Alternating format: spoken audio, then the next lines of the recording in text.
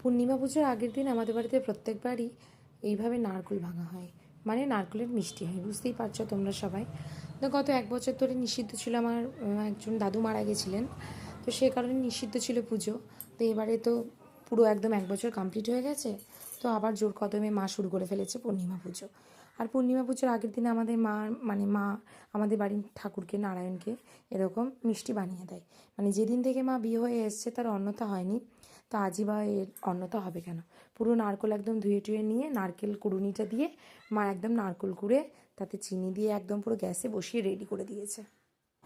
তো সবার বাড়িতেই তো এরকম মানে নিরামিষ রান্না বান্না, মানে ঠাকুরদের জন্য একটা আলাদা গ্যাস ওভেন এরকম ব্যবস্থা থাকে, আমাদের বাড়িতেও অন্যথা নয়। তো গ্যাসে মা তো বসিয়ে দিয়েছে এরকম নারকেল আর চিনি, একদম চিনিটা অল্পই ছিল, তো সবাই মিষ্টি এখন কমই খাচ্ছে, তো বসিয়ে দিয়েছে মা। তবে এতে মানে স্বাদের জন্য মা একটু এলাচ, দারচিনি আরও যেসব আচার কি সেগুলো মা একদম গুঁড়ো টুড়ো করে হামাল দিস্তে পুরো এতে ফ্লেভারের জন্য দিয়ে দিয়েছে। তো ব্যাস, আমি আর আমার ছেলে তো বসে বসে দেখছি, আর ও তো ঘুরঘুর করছে, মামনি এটা কী করছে, গোপালের জন্য এতগুলো নাড়ু। তো প্রতিবারের মতো এবারও কিন্তু অন্যথা হয়নি, তো সেটা আমি তোমাদের দেখাতে পারিনি, মানে আমার হাতে যেহেতু ক্যামেরা ছিল।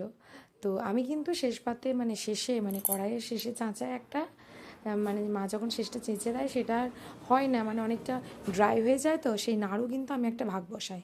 তো এবারও কিন্তু অন্যতা হয়নি। তো এটাতে যদি আমাকে খারাপই বলো বা ভালোই বলো, গোপালকে দেওয়ার আগে বা ঠাকুরকে পুজোর আগে আমি একটা টেস্ট করে নিই। নিজে টেস্ট না করলে কী করে ঠাকুরকে দেবো। আমার ছেলেও দলে